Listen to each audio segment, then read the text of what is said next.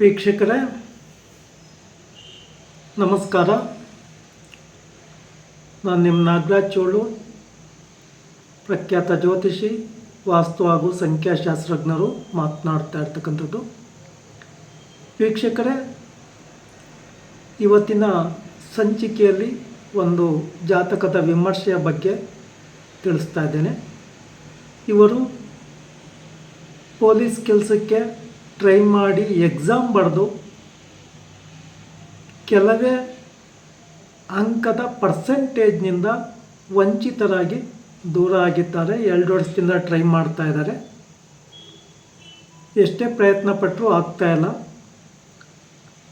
ಕಾರಣ ಏನು ಪರಿಹಾರ ಅಂತಕ್ಕಂಥದ್ದನ್ನು ಇವರ ಜಾತಕದ ಮೇಲೆ ತಿಳಿಸ್ತಾ ಇದ್ದೀನಿ. ಜನ್ಮ ದಿನಾಂಕ 10/10/2001, 11:30 ರಾತ್ರಿ, ಪುನರ್ವಸು ನಕ್ಷತ್ರ, ಕಟಕ ರಾಶಿ, ಬುಧವಾರ. ಮಿಥುನ ಲಗ್ನದಲ್ಲೇ ಗುರು ರಾಹು ಇದ್ದಾರೆ. ಚಂದ್ರ ಕಟಕ ರಾಶಿಯಲ್ಲಿ, ರವಿ ಮತ್ತು ಶುಕ್ರ ಕನ್ಯಾ ರಾಶಿಯಲ್ಲಿ ಸ್ಥಿತರಾಗಿದ್ದಾರೆ. ಬುಧ ತುಲಾ ರಾಶಿಯಲ್ಲಿ ಸ್ಥಿತನಾಗಿದ್ದಾನೆ. ಕುಜ ಮತ್ತು ಕೇತು ಧನುಸ್ಸು ರಾಶಿಯಲ್ಲಿದ್ದಾರೆ. ಶನಿ ಭಗವಾನರು ವೃಷಭ ರಾಶಿಯಲ್ಲಿ ಸ್ಥಿತರಾಗಿದ್ದಾರೆ.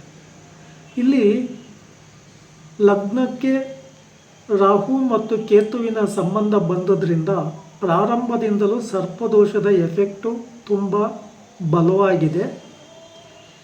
ಇವರು ಬೇರೆ ಎಲ್ಲೋ ಒಂದು ಕಡೆ ಕೇಳಲಿಕ್ಕೆ ಹೋದಾಗ ಅವರು ಬೇರೆ ರೀತಿ ಪರಿಹಾರವನ್ನು ಮಾಡಿ, ಸರ್ಪದೋಷಕ್ಕೆ ನಾವೇ ಪರಿಹಾರ ಮಾಡ್ತೀವಿ ಅಂತೇಳಿ ತಿಳಿಸಿ ಪರಿಹಾರವನ್ನು ಮಾಡಿಸಿದ್ದಾರೆ. ಆದರೆ ಆ ಫಲಗಳು ಇವ್ರಿಗೆ ಸಿಕ್ಕೇ ಇಲ್ಲ. ಈಗ ಗೋಚಾರ ರೀತಿಯಲ್ಲಿ ನೋಡುವಲ್ಲೂ ಸಹ ಈಗಲೂ ಸಹ ಸರ್ಪದೋಷ ಪ್ರಬಲವಾಗಿದೆ. ಲಗ್ನಕ್ಕೆ 10ನೇ ಮನೆಯಲ್ಲಿ ರಾಹು, 4ನೇ ಮನೆಯಲ್ಲಿ ಕೇತು ಸ್ಥಿತರಾಗಿದ್ದಾರೆ.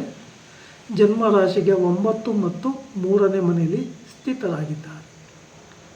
ಇವರು ಇನ್ನೊಂದು ತಪ್ಪನ್ನು ಮಾಡಿಕೊಂಡಿದ್ದಾರೆ.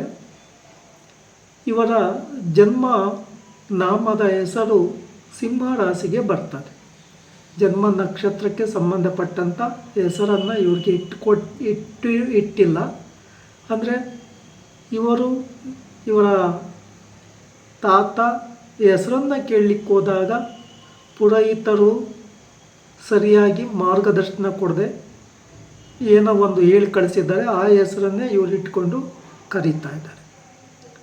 ಈಗ ಸಿಂಹ ರಾಶಿ ಹೆಸರು ಇವ್ರಿಗಿದ್ದುದರಿಂದ ಸಿಂಹ ರಾಶಿಗೆ 2 ವರ್ಷಗಳಿಂದಲೂ ಸಪ್ತಮ ಶನಿಯ ದೃಷ್ಟಿ ಇರೋದರಿಂದ, ಸಿಂಹ ರಾಶಿಗೆ ಶನಿ ಭಗವಾನರು ಶತ್ರು ಆಗಿರೋದ್ರಿಂದ, ಇನ್ನು ಕಟಕ ರಾಶಿಯ ಜನ್ಮ ರಾಶಿಗೆ ತೆಗೆದುಕೊಂಡಾಗ ಅಷ್ಟಮ ಶನಿ ದೋಷ ಇರೋದರಿಂದ ಮತ್ತು ಸಿಂಹ ರಾಶಿಗೆ ಗುರುಬಲ ಇಲ್ಲದೇ ಇರೋದ್ರಿಂದ, ಅಂದರೆ ಕರೆಯುವ ಹೆಸರಿನ ಮೇಲೆಯೇ ಹೆಚ್ಚಿನ ಫಲಾಫಲಗಳು ಆ ವ್ಯಕ್ತಿಗೆ, ಯಾವುದೇ ವ್ಯಕ್ತಿಗೆ ಆಗಲಿ ಲಭ್ಯವಾಗ್ತವೆ.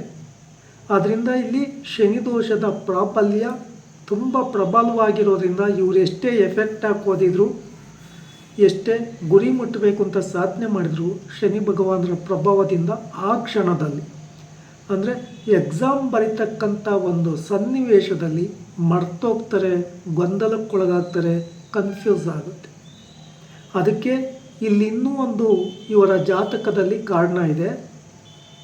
ವ್ಯಯಸ್ಥಾನದಿಂದ ಶನಿ ಭಗವಾನರು 3ನೇ ದೃಷ್ಟಿಯಿಂದ ಚಂದ್ರನನ್ನು ನೋಡೋದ್ರಿಂದ ಡಿಸ್ಟರ್ಬೇಷನ್ ಆಗುತ್ತೆ. ಶನಿ ಚಂದ್ರ ಶತ್ರುಗ್ರಹಗಳಾಗಿರೋದ್ರಿಂದ ಓದಿದ್ದು ಸಮಯಕ್ಕೆ ಸರಿಯಾಗಿ ನೆನಪಿಗೆ ಬರ್ದಲೇ ಇರೋ ರೀತಿಯಲ್ಲಿ ಆಗುತ್ತೆ. ಲಗ್ನಾಧಿಪತಿಯಾದಂಥ ಬುಧ ಪಂಚಮದಲ್ಲಿ ಶುಭಪ್ರದನಾಗಿ ಇದ್ದು ಗುರುವಿನ ದೃಷ್ಟಿಗೆ ಒಳಗಾಗಿರೋದ್ರಿಂದ ಇವರು ಏನಾದರೂ ಸಾಧಿಸಬೇಕು ಅಂತಕ್ಕಂಥ ಹಠ ಜಾಸ್ತಿ.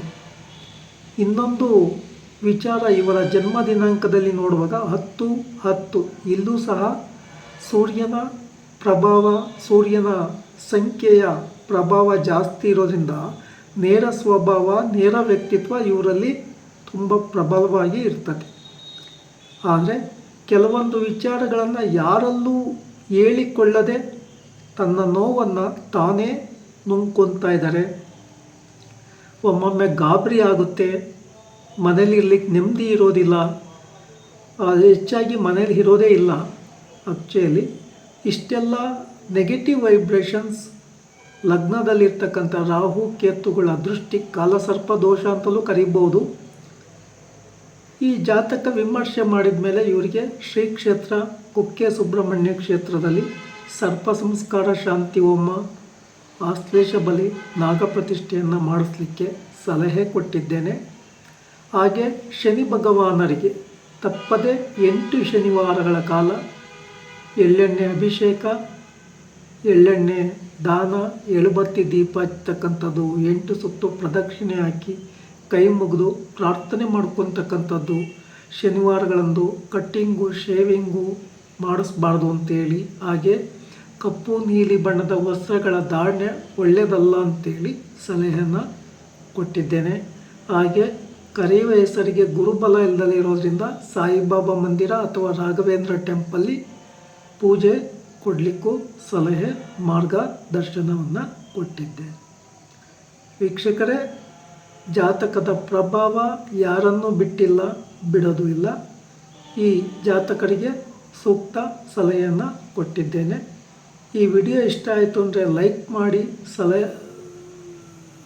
ಮಾಡಿ, ಶೇರ್ ಮಾಡಿ, ಸಬ್ಸ್ಕ್ರೈಬ್ ಆಗಿ, ಆಲ್ ಐಕನ್ ಒತ್ತಿ, ಬೆಲ್ ಐಕನ್ ಒತ್ತಿ. ನಮಸ್ಕಾರ.